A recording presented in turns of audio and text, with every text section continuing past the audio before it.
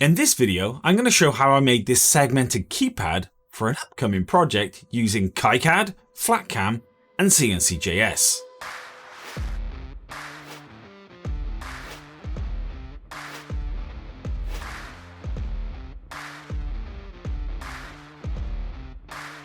In the previous video, I set up CNCJS on a Raspberry Pi. Now we're going to use that setup to make a segmented keypad. To start this project off, we need a digital design of a circuit, and for that, we're going to use KiCad. KiCad is an open source electronics design application. It can be used to create electronic schematics, board layouts, and also 3D designs. These 3D designs can be used with other CAD programs to create enclosures. To start with, we need to create a schematic. A schematic is a technical drawing of the circuit showing the components and how they connect together. This is not to be mistaken with a board layout, as this doesn't matter how the traces are actually run. Using the place symbol, we place our components in the drawing and then connect them with wires to show how the components actually connect together. Once that's completed, we need to annotate the drawing. Annotation means that each of the items gets their own name. This way, the design program can identify each individual component and how the wires are connected. I've used labels so that the diagram remains readable. Once annotation is complete, we need to assign footprints. Scrolling through the library, I select each of the components and make sure the footprint matches up. Finally, we create a netlist to document how the components connect together. This will be used in the board layout tool so we know where to run our copper traces. Using the board layout tool, I've created edge cuts signified in yellow, which defines the border of the circuit. I've placed the components logically using the grid across each of the two circuit boards and placed the header pins in an appropriate location. After importing the netlist and using the root tracks tool, I've drawn individual copper wires to each of the pads of the components defined by the air wire route. Once we've created our files, we now need to export them as Gerber and Epsilon files. Gerber files are essentially the geometry of each of the circuit's traces, board outlines, and any other attributes you need about the circuit board. The Epsilon files are effectively the drill files, which tells a CNC package where holes need to be drilled for through-hole components. Next up is FlatCam. FlatCam is an open source Gerber processing application. This application takes the Gerber files and turns them into code that the CNC machine can use to make the circuit boards, also known as G-code. In FlatCam, we open up all of the Gerber and Epsilon files, making sure that they overlay correctly. Next, we move the artwork to a place near the origin. This is going to be quite important for probing later on. Next up, we use the two-sided tool within FlatCam to create reference drill holes which will be used for flipping the board later. Next, we flip side B and the Epsilon files to generate the bottom side of the board. I like to then work through each of the files in order that I'm actually going to run them through the CNC. That way, when I save the CNC files to disk, they're actually in date order as how I would like to run them at the machine. Now we're at the business end of the project, so it's down to the workshop, to the CNC machine and CNCJS. This is Phil, my partially restored 6040 CNC machine with a water-cooled spindle. Phil may not look like much, but trust me, he can get a lot of work done.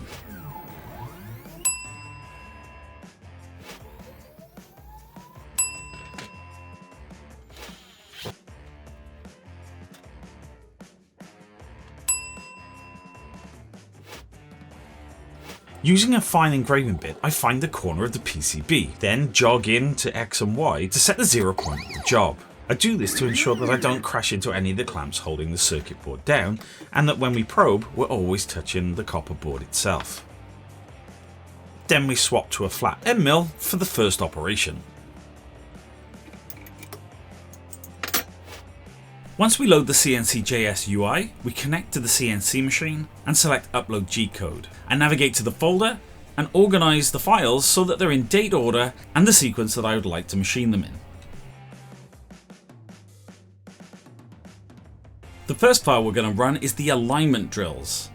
These are pilot holes that we're going to use to insert pins so we can register the board's position, so when we flip it, we mill in exactly the right position and everything lines up.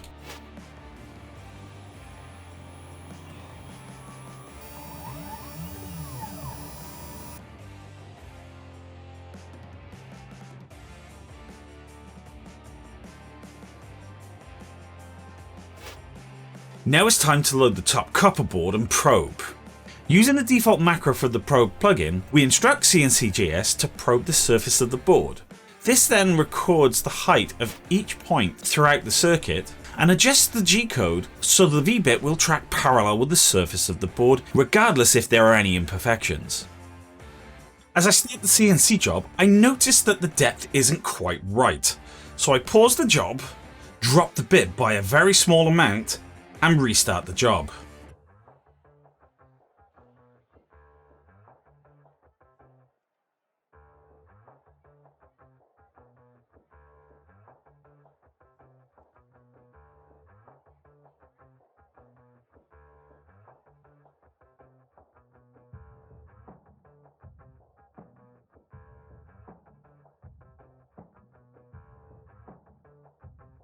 Now it's time to flip the board. Using the shank of some end mills to locate the board, remove the clamps, flip the board, and then reapply the clamps, making sure the board is lined up as close as possible.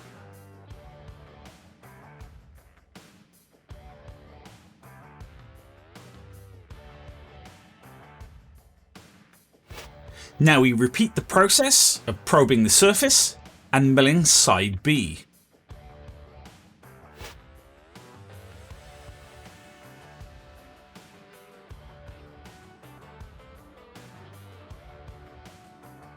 Once that's complete, it's time to drill the holes.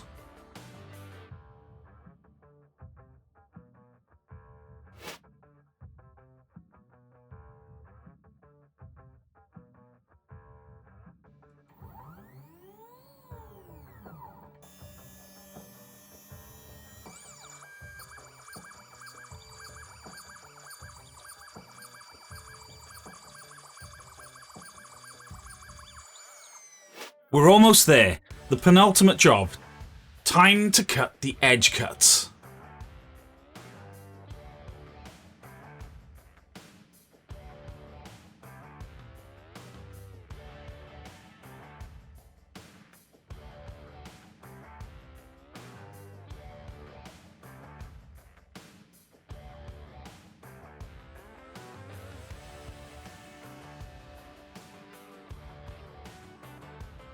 The final job is the M-Bite drills.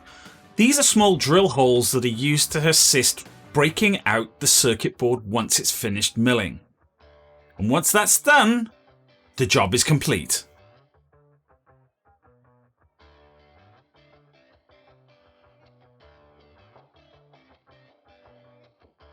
Things look a little bit rough and ready, so it's time to break the boards out and clean them up. A quick once-over with a jeweler's file and some steel wool brings these circuits up pretty nicely.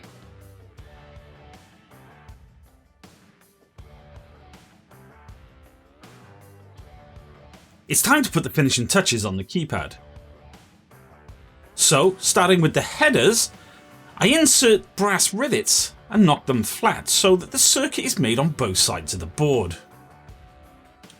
This is repeated for every hole of the headers on both of the boards until they're all completed. All that remains is to solder the vias and the buttons to complete the keypad.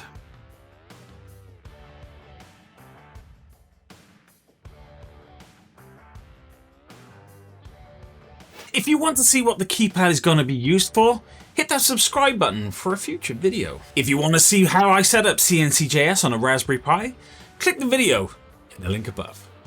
Until next time, I'll see you in the next video.